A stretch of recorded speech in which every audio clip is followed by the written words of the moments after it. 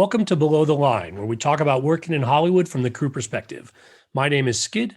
I'm a former assistant director and your host.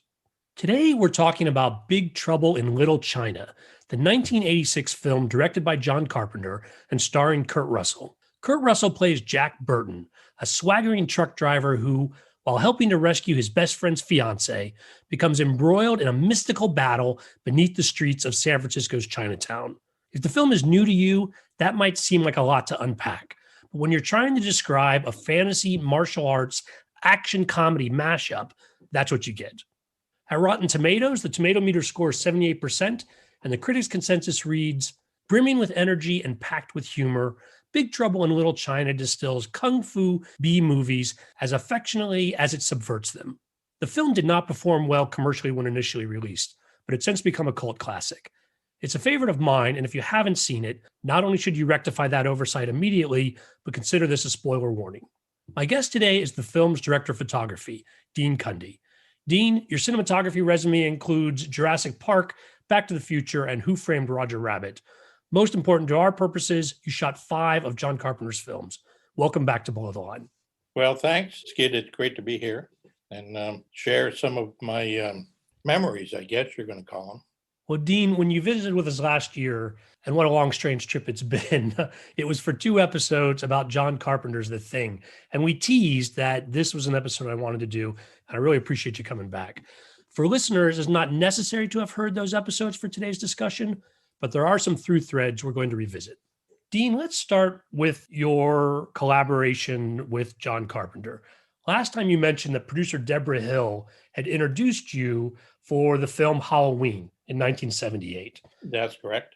You did 5 films together, The Fog and Escape from New York before The Thing in 1982, and then came back for Big Trouble, which is your last film with John in 1986. Tell us a little about what you're up to between The Thing and Big Trouble and how you picked up with John Carpenter again. I sometimes have trouble remembering what I did next to what movie and so forth. I would have to almost go to my IMDb to see, unless you have some hints. You know, Dean, it's funny, I did you the courtesy of that. Now, from release date, you can't always know when the film was done, obviously, but it looks like in that period, you started with Romancing the Stone and your Zemeckis relationship was underway. I think you did both that and Back to the Future in that window. Yeah, if I remember correct, yes, those were the next series of films that I did with somebody. And then you weren't done with Zemeckis, but it looks like he took some time off, and it looks like that's when you probably filmed Big Trouble in Little China. That sounds about right. It was a pretty active period for me, and fortunately, I connected with some good directors and interesting movies. So coming back in with Big Trouble in Little China, what was the pitch from John to you about joining him on this one? According to my recollection and understanding, Big Trouble was John's first big studio movie. Escape from New York was Avco Embassy.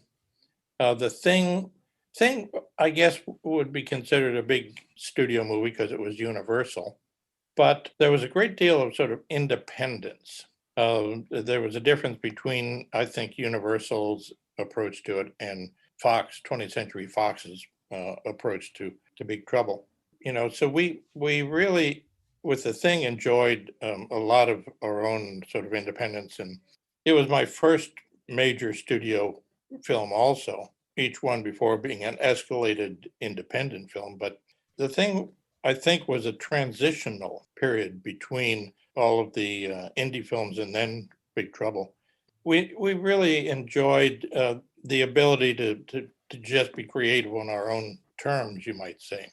And it was fun for me because it was the first time I worked on a big studio lot, sound stages and set construction and all of that stuff. So Big Trouble was a return to that, but bigger and better.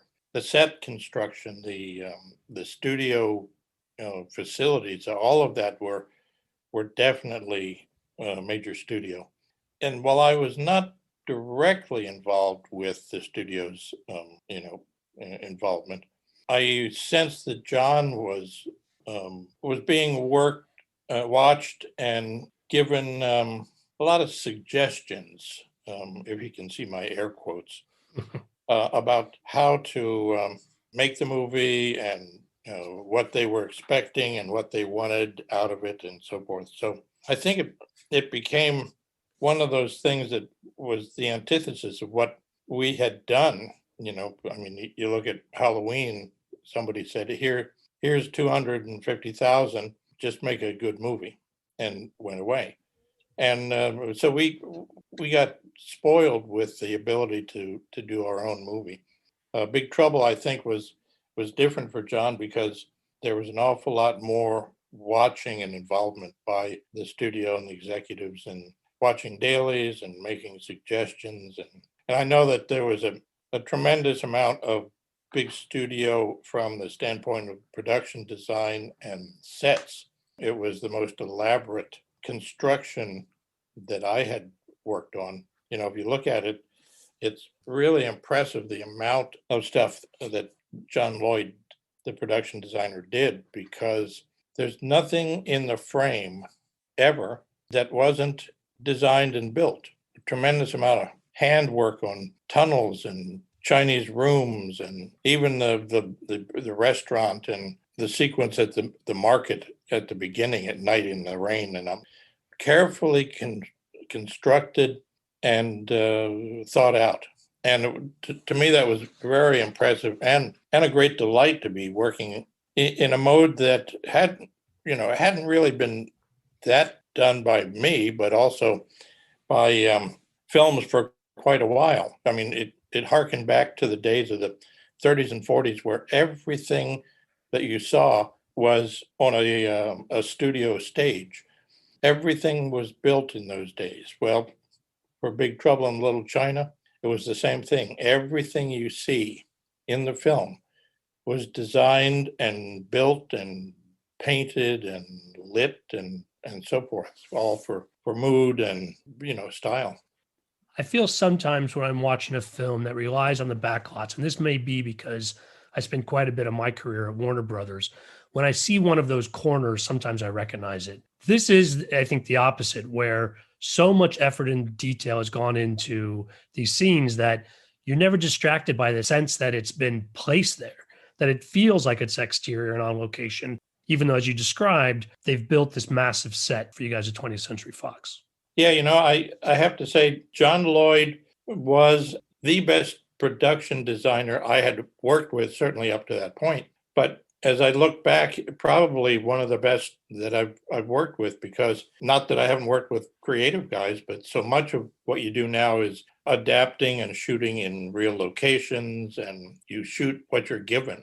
And John designed and constructed every single thing you see. And every single thing you see is perfect for the story, perfect for the scene, and perfect for the characters. So it was an amazing thing to go onto stages at 20th Century Fox and know that we were shooting absolutely everything. The exteriors, the first trip into Little China by Kurt and his truck, and the big battle, the martial arts scene that takes place in the alleys, rather than being on an exterior set at night and being limited to what there is or a real alley or whatever.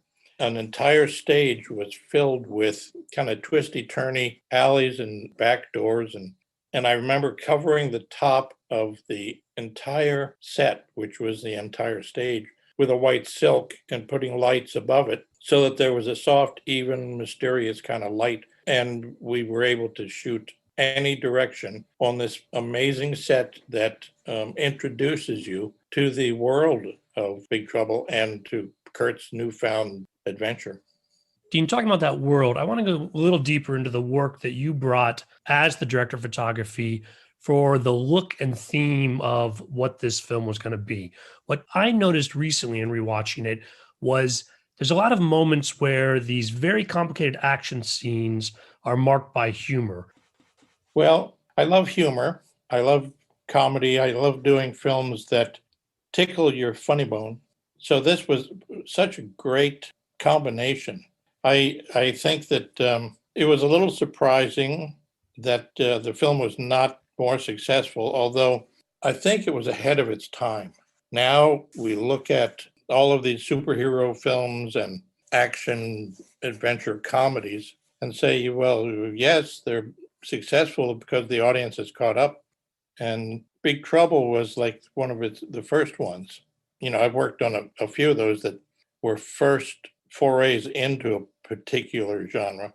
It's always interesting to me to see that the film is not a huge success when it opens, but that when there's a little time and the audience develops an appreciation for a particular genre or style of storytelling, that the films become cult classics and they find a long-term audience compared to a lot of films where they come out and people go to see them or they watch them on TV and then they sort of disappear. This one has its legs because I think it was ahead of its time in martial arts and comedy combination, also in sort of American martial arts storytelling. So much of what is there, the action, is based on Chinese martial arts. As a matter of fact, John was really hoping to explore that even more. He had Chinese fight coordinators and stunt people. He had the intention of staging the action in a way that was really sort of new to American audiences in Chinese martial arts. And there were limitations of what we could do because there were people said, "Oh well, that's crazy. It's not as safe as what we do with and our concern for safety and so forth is certainly understandable, but it guides so much of the action scenes, until recently with visual effects that can enhance. But a lot of action scenes were sort of inhibited by concern for safety. Not that I'm saying that that's a bad thing. It's an extremely important thing, but it's sort of the reality of staging action scenes. So the sequences that we did were very sort of state of the art for action films at the time, martial arts films. But peppered into it was all of the comedy. It was Kurt's character, Jack, reacting to and being a victim of. And he is definitely the fish out of water amongst all of this stuff. You see all of the Chinese martial artists just doing amazing things, and even the so-called American characters, Dennis Dunn and so forth, doing some amazing moves and stunts and so forth. And Jack Burton is sort of us. He's the observer to this world. He's thrown into it by circumstances, but certainly by his bravado. Oh, let me in there. I can take care of this. What the heck is happening now? That kind of feeling. I think it was for me, it was a great adventure into a new sort of genre or a subgenre. And I had a great deal of fun helping with the comedy, intercutting amazing martial moves with Jack Burton going, what? And saying, oh, I'll take care of this. And then he fails. So I think it was a great deal of fun for all of us to do that. I read a quote, and I'm not sure if it's from John himself or was a description that the idea of the movie is that Jack Burton is a sidekick who thinks he's the action hero. And that sort of plays well into his action. But even knowing that up front, as you described, it's a really tough balance to pull off that I think this movie does extremely well with, as you said, cutting between the scenes and grabbing certain bits. When we talked about The Thing, and I know I'm referring back again, a lot of that was storyboarded out. And you talked about how closely you followed it. On a movie like this or comedy in general, is it possible to plan things out that explicitly up front, or do you capture some of that in the course of it actually being filmed? Well, I think in the case of the martial arts sequences, so much of it was what was created by the stunt guys, the martial artists, and they had particular moves and particular ideas and action moments that they knew or they were developing or they had an idea about. So a lot of the action wasn't storyboarded. We said, well, okay, so now this guy comes in here and something exciting happens. What is it? And the guy will say, wait, let me show you. And he would call a couple of his buddies over and they'd say, well, how about we do this, and then I'll do this. And then, and they would work out a sequence. It was, it was fascinating to see the creativity that goes into action. I mean, you sort of say, well, no, there's a bunch of guys and they fight each other. No, it has to be very carefully choreographed for the camera so that the action looks credible, but you're not really hurting anybody. It's a very, very skilled kind of thing. And so I don't remember much in the way of storyboarding at all. And John is very good at knowing what he wants to shoot and communicating that. And one of my great pleasures is working with him and directors like him who then say, how about this? And I would say, well, and then can we embellish it by this? And you develop a sequence or a scene out of that, thinking that it's really about the camera and the audience seeing something, whether it's action or whether it's comedy or whether it's drama or mystery or whatever, and experiencing that in such a way that they are completely involved and they believe if that's what you want them to do. Dean, I want to go a little deeper into one of the sequences you alluded to earlier, and that's early in the movie. Jack Burton's truck is pulling into Chinatown. There's a fight between these two gangs that is then interrupted by these Chinese elemental gods or spirits. And the entire thing is complete chaos. And yet it never feels like chaos going through. That must have taken the entire shoot just to finish that. Like, I can't imagine how much time you guys spent just working through everything that was going on there. I'm wondering what specific recollections you might have. That the big opening martial arts sequence, which really introduces the genre to the audience. It sets up the lore, the dramatic confrontation between various tongs and sides, and then also brings in the mystical, the three elements, thunder, rain, and whatever he was. Thunder, rain, and lightning. Thunder, rain, and lightning. Yes, of course. I don't know. I just went along with it and believed it. And it was very smart of John Lloyd and the studio and John and everybody to stage that on a set. We were not limited by sunlight or changing things or traffic or anything at all. We had complete control of the environment because it was built on the stage and we owned it and the time of day that it represented and all of that. So we were free to just create the action and photograph the action. And I think that was a big help in being able to do the scene exactly as we wanted. Another major fight scene is the underground wedding, where our heroes arrive, and it's the climax of the film, arguably just as large a fight as the earlier scene. But by now we know our characters a lot better, and there are a lot more specific actions that have to be integrated into this larger tapestry of the fight. That was an interesting moment, another interesting set, very large. And the fact that it was designed with a lot of open space. There were walls that surrounded the central area where all the action took place. It allowed us a lot of freedom to create.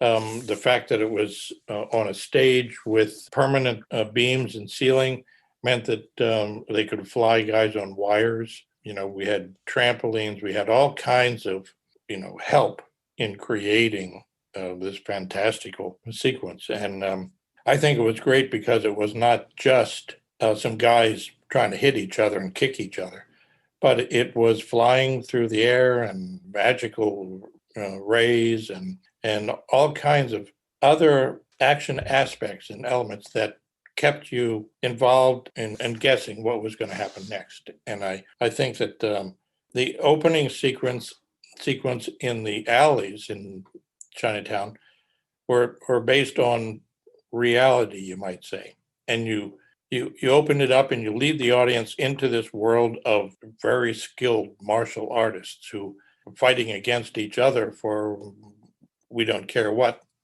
control of the alley, the control of the business, whatever it is. That's immaterial. It's just these two gangs who are so skilled that they amaze us. Then you go to the final action sequence, the wedding, and it now has stepped up. We understand that these guys are great at kicking and punching, but what else? And now we bring the element of magic and mysticism to it, and it elevates the action just another step. Dean, you've talked as well about your appreciation for creature effects and working from the camera perspective to make them as real as possible. This movie has a lot of creature effects. It also has a lot of visual effects. Tell me, I think this is a time earlier than now on a Marvel movie where the visual effects people are there full time and they're going to recreate it in post. Here, it feels like it's a newer relationship. And even the visual effects here seem like another level up than what we were seeing just years before. I think the visual effects in Big Trouble are an enhancement to the action and to the martial arts and to the mysticism of this world that we've entered. The effects at the time were cruder than what we can do now.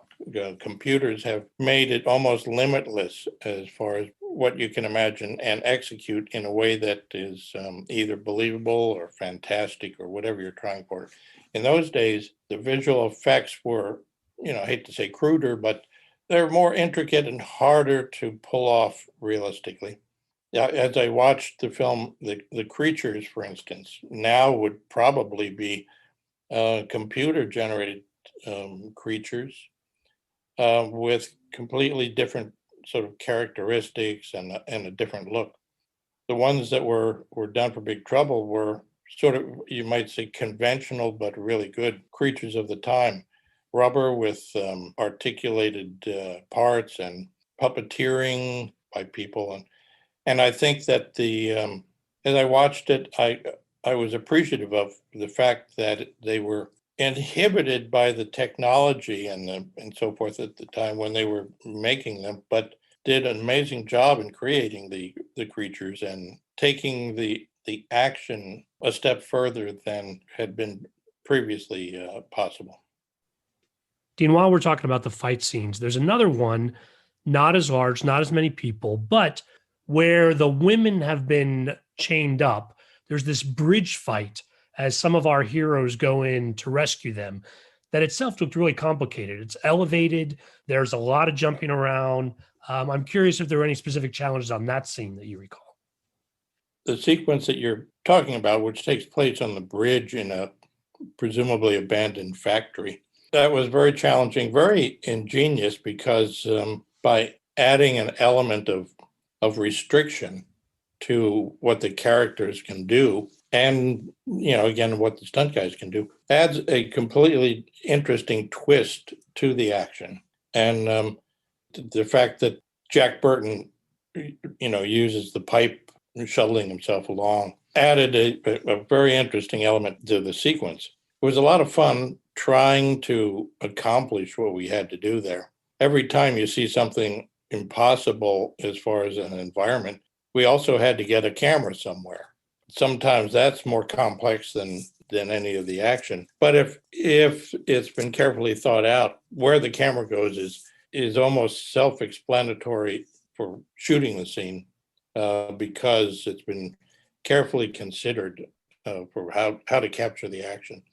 To me, that was one of the more interesting sequences, especially as I rewatched it and remembered the challenges of trying to shoot everything with that old bridge.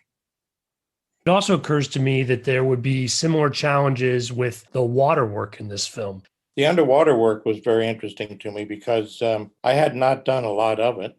I was always interested in scuba diving, so I was not intimidated by the fact that, that would be an aspect of it.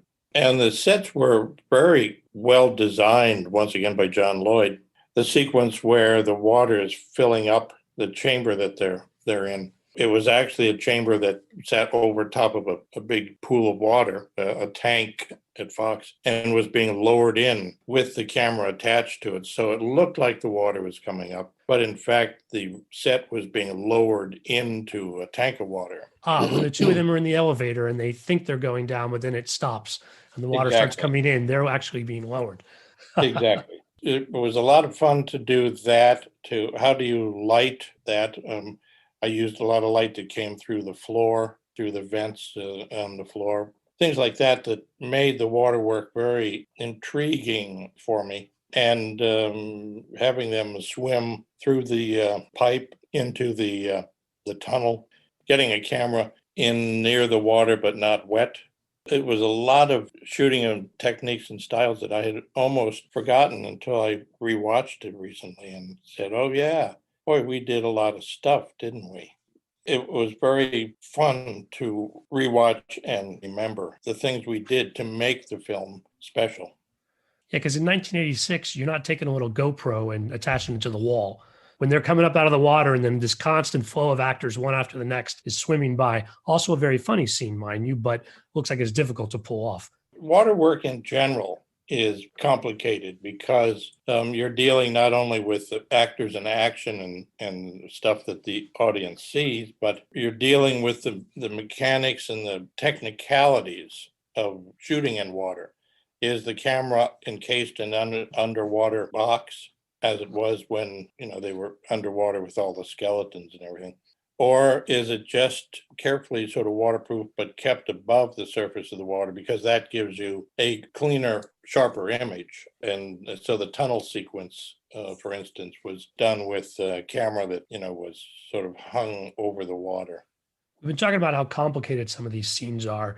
Another scene that impressed me, Dean, I wanted to ask you about is actually the opposite, where the scene itself is very simple.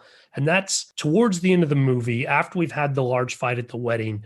Thunder, one of our Chinese elementals, is chasing Wang back and forth across this room. And the camera is locked outside the door. And basically, they're moving back and forth. Sometimes things are moving back and forth without them. There's a couple of times where we seem to push in and catch the action. So I'm not saying it's completely static, but it's obviously intentional and it captures both what's happening and the humor that infuses this entire movie. I was very impressed by that and wondering if there was a conversation about it, or again, that's just the general theme of what the film was trying to capture. I think that sequence of the guys chasing back and forth, and you can only see through the door, that was an example of humor that drove the scene rather than the action. You could easily see that as a scene where two guys are chasing each other and they stop and they hit each other and then they pick up an object and throw it and then they run some more, and which would be sort of conventional action. What was smart was John saying, well, let's take a break from conventional action and let's do something just because it's funny and yet it's still action. And I think that worked very well. You could look at that sequence as classic comedic action that probably goes back to the silent days, when we were looking for ways to intrigue and entertain the audience about something that would otherwise be just sort of straightforward. So it was a lot of fun to work out the timing of the guys running back and forth and prop people and grips throwing objects across the doorway, and it all worked in one. There are no cuts or camera angle changes. You realize that you as the audience are just sitting in a chair looking through this doorway and these guys are doing this stuff and you can't see a lot of it, but it's still intriguing but also very funny. Dean, when you watched the movie again, were there other scenes or sequences or memories that came up that struck you as funny or particularly challenging? The humor was always a major aspect. The humor that Jack Burton brought, that Kurt carried off so well, that was always one of the driving forces. It was not a martial arts movie. It was a martial arts movie with this fish out of water who sort of represents us. His bravado, I could step aside, let me in there. I'll take care of this. And then, of course, he fails. That was one of the fun aspects of the entire film for me, certainly, but for all of us, to try to put a spin on what you might expect a conventional martial arts drama. We're talking about Kurt on set. Now, at this point, all of you have a relationship over a series of movies.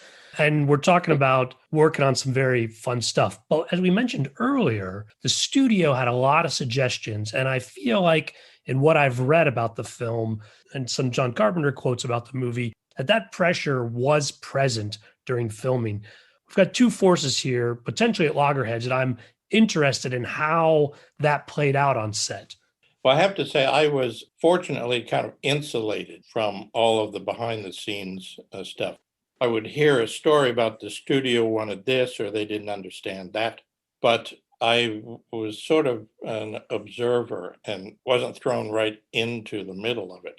I had a lot of sympathy for John because when you are a skilled filmmaker or a filmmaking team, as we were, you always say, well, wait a second, why is there some executive who was a law student or an accountant? Why is he trying to dictate how to make the movie and how to make it for an audience? And that obviously still continues throughout all of contemporary filmmaking. And I can understand a certain part of it because if you are a tried and true, very good filmmaker, you should trust them to make the film. You must know what kind of film you greenlit, what kind of film you were hoping to make as an executive. Let the filmmaker do it. Other times, there are filmmakers who aren't as skilled, and there are executives who do understand filmmaking. So it's a very interesting aspect of what we do. The personalities, the creative sensibilities, the storytelling skills of both sides, the creative directors and the executives. So I think it's very sort of tricky because in the case of Big Trouble, there was an established director who had made a number of well-received films who was now suddenly thrown into the politics of a major studio. And I think a lot of times the politics tries to prove their worth. I should be this executive because I can tell this guy how to make his movie better. Some of them can, a lot can't. I find that to be one of the interesting aspects of filmmaking compared to, I mean, I don't know if that follows through with other businesses, companies that are designing and building cars and designing food products and things like that? Or is it unique to the film industry because there's that unknown aspect, you might say, creativity. You can't really say, well, here's a book on creativity. Read this and you'll be creative. To me, it's an intriguing aspect of the people who make films. How do you be creative? Where does it come from? Is it how you grew up and learned about the world around you? Or you encouraged? Or is there an innate creativity in people? I mean, I don't know, it's certainly beyond me. And I just work here. Well, Dean, this movie speaks to me as a creative filmmaking process. You can see the effort to bring these elements together. But when we're also noting the studio interference, one of the things that I read was that they compressed your schedule because they wanted to release the movie ahead of the Eddie Murphy film, The Golden Child, similar Asian themes that would be coming out at Christmas of that year. And so 15 weeks of shooting, 10 weeks of prep before that. Did it feel rushed? Did it feel tight? Did you feel compromised on the creative front with the schedule instructions from the studio? I think that schedules are always something that impose on a film, whether it's a TV series and it has to be out and available for viewing, streaming, whatever. There are, examples of movies that something went wrong, but they have a release date by the end of summer. So they had to recast or they had to rewrite or do something and it shortens the schedule. And suddenly the filmmaker is challenged with how to make a good story, a good product within a certain amount of time. And I think that there was a certain amount of that with this, although having 10 weeks of prep was pretty good, because that was more than a lot of prep that John and I had experienced previously. And the 15 weeks of shooting, because it was so complex, it seemed to work out. I don't remember horrendously long days, but there may have been. It was always about accomplishing the work according to the schedule that the AD Larry Franco had worked out. Larry was very good at finding realistic schedules, I think, because he understood the process so well. I don't remember it being an awful experience. I remember it as being a great deal of fun because we were doing things that hadn't been done before. A lot of my films are about things that haven't been done before, techniques, storytelling things. And I've always really enjoyed and appreciated that aspect of the projects I've worked on.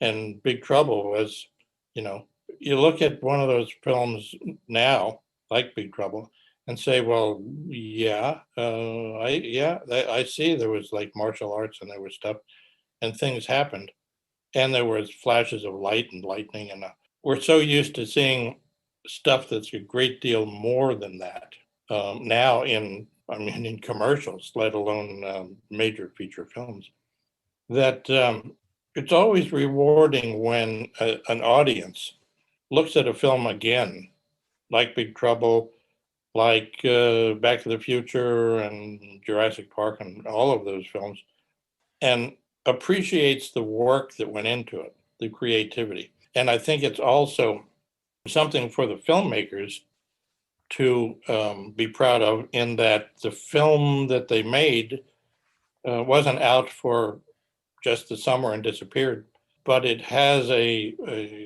continuous interest from the audience, the continuing audience. I don't know how many times people have come up to me and said, "Oh, I loved whatever the film was. It was the first time I'd ever seen real good dinosaurs." And so now I'm taking my kid, and he loves the movie. And now films I've worked on that are 3 generations of fans. It's great when that occurs, because that means what you did touched not just a particular time and place, but it touched a human interest in a story, in some aspects of human adventure or experience. To have something that's prolonged means that the filmmaker and the writer and everybody involved saw the value beyond just making a few bucks that summer, but in telling a story that touched people deeply. And that's one of my greatest satisfactions, I think, in what I've done and the films I've worked on in my career. Dean, as I started our discussion, this is one of my favorite movies, but it's pretty clear the studio didn't know what they had in their hands. There's a scene in the beginning that I've read was added to make Jack Burton more of a hero than it sounds like John Carpenter and you and the rest of the creative team intended for the film. When something like that happens, is there any indication that maybe the studio is not going to do right by this? From my standpoint, as the cinematographer, as a filmmaker, I tend to look at the film as the product that we're hoping to turn out, the story we're hoping to tell, the audience we're hoping to touch. And I very much enjoy reading something, a script that says, well, this could be different. And to be able to take that interesting story to the next step with the storytelling, the cinematography, the visual effects, all of the stuff that goes into telling the story to an audience visually. And I think Big Trouble was an example of that, because as I read it, I said, oh, interesting. And if you read the script, it's written in a very interesting way. There are side notes from the writer. Jack Burton looks out the window. Holy crap, what's going to happen now? That's not something the audience, sees or, it doesn't read, but it tells the filmmaker, informs the character of what the moment is, and also about the style of the script and the style of the movie they hope to make. I remember reading Big Trouble and thinking, oh, there's a lot of asides for the reader, insights into stylistically what everybody's hoping to accomplish. And I really enjoyed reading that, but also feeling that we were off on a journey that was going to be new and refreshing for all of us. So the film itself was poorly marketed, again by a studio that I think didn't understand it. And that looks to have been the final straw for John Carpenter, who left the studio system and went back to independent filmmaking. You, meanwhile, went on to do some of your biggest films: Who Framed Roger Rabbit, the Back to the Future sequels, Jurassic Park, and the two of you didn't work together again. When people ask me about some of my favorite directors, typically they are the ones who are very good at visual storytelling, using the camera to not only show the audience something happening, but involve the audience, intrigue them, emotionally touch them. There are certain directors I've worked with, Spielberg, Bob Zemeckis. And so when people ask me, I automatically include John Carpenter as the third, or maybe that's not even the order of them. But John was certainly somebody who understood the use of the camera right from the very beginning. I was impressed working with him on Halloween. He knew how to use the camera efficiently, effectively. And so each film was right exactly what I wanted to be able to do in film, in cinematography.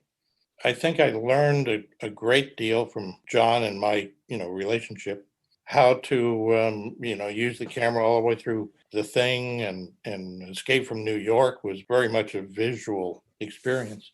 So I sympathized with John and his being disgruntled with the studio system.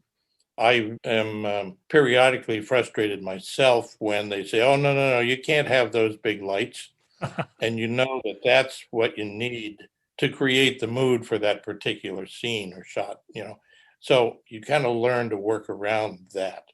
So I was saddened to see that John had a bad time to the extent that it affected him in what he wanted to do. But John's work, John's skills are something that doesn't depend on big budget, giant sets, huge action scenes, any of that. He doesn't want to make a giant World War II movie. He likes to tell smaller stories that reach an audience emotionally. And he loves doing it with the camera. That's exactly what I enjoy doing. If I do have a big canvas on which to paint, that's fine. But a lot of times it can be just as effective in a small room that's dark and what's lurking in the closet.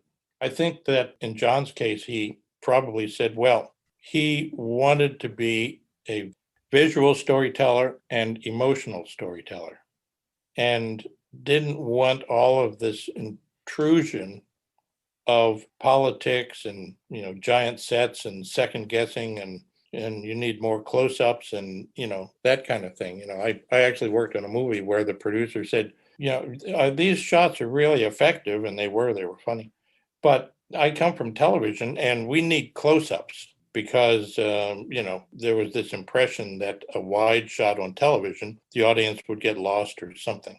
Well, I think that John was reacting to the fact that there was that kind of sentiment coming from the studio. Where are your close-ups? Why do you move the camera so much? Things like that. So I think John very wisely said, well, he was going to return to what he wanted to do and what he did well. And that's the smaller independent film that was all about the characters and story. Well, Dean, appreciate you taking the time today to talk to us about this one. Really enjoyed it. Well, it's been my pleasure, as always. Please knock on my computer window again anytime. Thanks, Dean. That's a promise. Thanks. We referenced our earlier conversation about John Carpenter's The Thing quite a bit. For new listeners, that was episode 1 and 2 of season 6. It's easy to peruse all of our back episodes at the website, belowtheline.oneword.biz. That's B-I-Z. You can also send email questions or comments to skid, S-K-I-D, at belowtheline.biz. Please rate us wherever you get your podcasts. It helps us reach new listeners. If you're on Facebook, you can find photos and other behind-the-scenes materials at Podcast Below the Line. And finally, you can follow the podcast on Twitter and Instagram. It's at Pod Below the Line. Thanks to Curtis Five for our music and John Wan for our logo. The logo is available on t-shirts, mugs, and stickers at redbubble.com. Hope you're enjoying the current season. Be safe out there.